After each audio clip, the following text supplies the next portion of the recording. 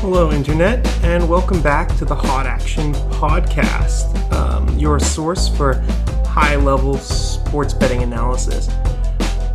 Last week was pretty horrendous. We went 5-4-16. So yeah, hopefully we can do better than that this week. But as with the podcast and gambling, we're just hitting our stride. It's the preseason. We're just we're trying to figure ourselves out. We're getting our strategies together. We're trying to figure out the league. That being said, I want to mention off the top of the show that I am looking for a sponsor. This show takes quite a bit of effort to make, and it gets literally tens of views a week, so I feel I should be kind of compensated for that somehow. And I mean, of course, the show is free, so costs you nothing to watch. So yeah, that in mind, I'm looking for a sponsor. This week we will be previewing the AFC over-unders and week 2 of the preseason. That being said, let's jump off. All right, so we're going to start off the over-unders with the AFC West. Topping off that group, we got the Denver Broncos. Their over-under is 7.5 wins, 25th place strength of schedule. Honestly, I think this is kind of a reputation call. Broncos are usually pretty good, but they have no idea what's going on at quarterback outside of Case Keenum. And I don't see them getting a lot better. I'm going to go under 7.5 wins for them. You got the Chargers at 9.5 wins. They're the odds-on favorite to win this division. They're a pretty up-and-down team, but I think they've got a really talented roster. Last year they had horrendous special teams, and if that just gets a little bit better, they should be able to win a few of those marginal games. I think they lost 2 or 3 games by a kick last year, and I think that they are ready to compete if they've even figured out a little bit of their special teams. So I'm going to go ahead and go over with the Chargers. Then we've got the Raiders with 8. 8's a nice, middle of the road over under. Like winning season, it's over. Losing season, it's under. Very simple. I think the Raiders are going to be a tire fire this year because Tommy Boy gave the keys to John Gruden, and he's making an all-star team from 2005. I don't think that there's any way this plan can work. I think Gruden is not the right guy to be coaching the NFL in 2018.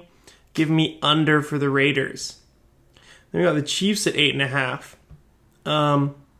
They got the 19th place strength of schedule.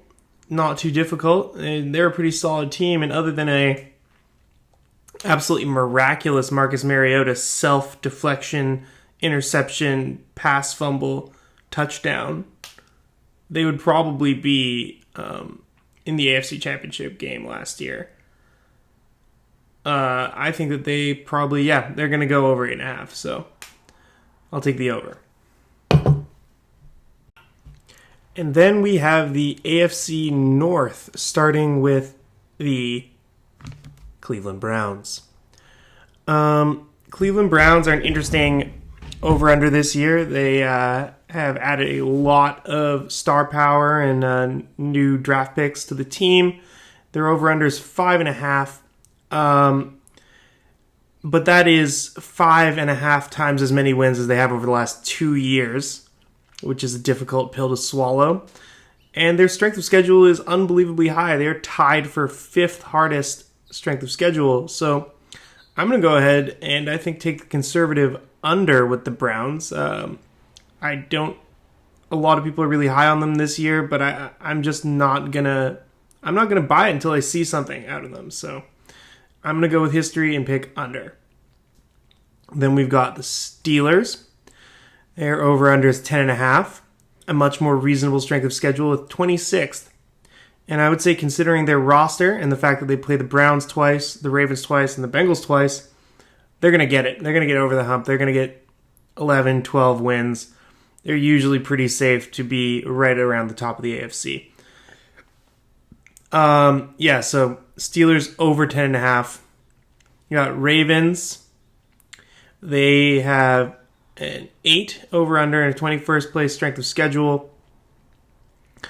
I haven't seen a lot out of the Ravens that makes me think that they are just going to make a big jump this year. I think that they might have issues where Flacco is no longer their quarterback by the end of this year because they drafted Lamar. I'm going to go ahead and say that they do not have a winning season. Give me the under for the Ravens. And finally, rounding out the AFC North, we've got the Cincinnati Bengals.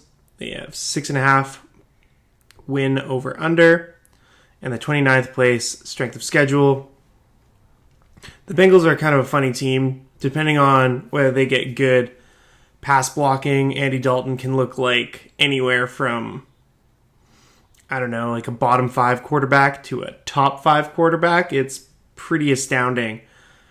There were years where I had him in fantasy where he was just, keeping pace with Peyton Manning. And yeah, so I tend to think the Bengals are going to do better than 6.5 wins. I don't really know why I think this, but I think a lot of stuff didn't really break their way last year. John Ross felt like a good pick, and then he did absolutely nothing. I think, with healthy AJ Green, John Ross, Dalton, we could see some interesting stuff out of this team. Also, they get to play the Browns and Ravens a bunch, and I really don't believe in them, so go ahead and chalk these boys up for over 6.5. And then we have the AFC South, which is an interesting division because it's always pretty topsy-turvy. We've got a lot of different division winners in the recent history. And we're going to be starting with the Colts. They're over under 6.5, and I think if Andrew Luck is healthy, that's a pretty reasonable number. I don't think that's too high or anything. I'm going to go ahead and say that they are an over for 6.5, as long as Andrew Luck can kind of keep up the pace that he was putting on in that first preseason game. Yeah, I think they're pretty safe. Over. Then we got the Jags at 9. They've got the 25th place strength of schedule, and they made the AFC conference game last season. I think they're a pretty strong candidate for over. But unfortunately, I feel like honestly all of these teams could go over. I feel like this is a really competitive division. They're all on really easy strengths of schedules. The Titans have 8 win over under and the 31st strength of schedule. Texans 8.5, 31st strength of schedule. I'm going to go ahead and say, I have to pick some of these teams to not go over, just logically. I'm going to say the Texans go over and the Titans go under. I have to pick at least one of them to go under. So, okay, Colts over, Jags over, Titans under, Texans over. Yeah. And then finally, we have the AFC East, the big boring division. Patriots always win the little division. And then we're going to start that off with the Patriots. The Patriots have an 11 win over under and a 22nd strength of schedule. Based on their usual performance with a decently difficult strength of schedule, I'm going to go ahead and say they get to 12 wins. Give me the over. They basically barely ever lose. Usually maybe they win or they lose 1 or 2 of the first 4 games where they're still kind of figuring stuff out. And then maybe they get another couple of losses in the rest of the remaining 12 games. But yeah, so I tend to think that they usually make it to around 12 wins at least. Give me the over, even though it's 11. Then you got the Jets at 6 with a 25th place strength of schedule. The Jets are pretty horrible regularly, but 6.5 is not that high of a bar to clear. I'm going to go ahead and say under for the Jets. Then you got the Bills at 6.5. Josh Allen looks kind of interesting. You got the 18th place strength of schedule, pretty middle of the road. They have to play the Patriots twice. I'm going to go ahead and put them as an over, but I'm not super happy about it either. And then we got the Dolphins at 6.5, also with a 16th place strength of schedule. And the Dolphins are kind of a mystery to me because we got Ryan Tannehill back, but I really have no idea how good this guy is. Like, he's been super all over the place. I feel like the Dolphins have done a good job changing their culture, and by that I mean shipping out all their good football players. So I'm going to go ahead and say they are under 6.5 wins. I think the Dolphins are probably going to be the worst team in that division. I think it's going to be Patriots, Bills, Jets, Dolphins, yeah. So that's Patriots over, Jets under, Bills over, Dolphins under. All right, and after all of that, we're going to do the games against the spread for week 2. And since I talked so long about the other stuff, I'm just going to kind of bang these out just to get them on record. So I'm taking Philly +1 at New England. I'm taking Pittsburgh +2.5 at Green Bay.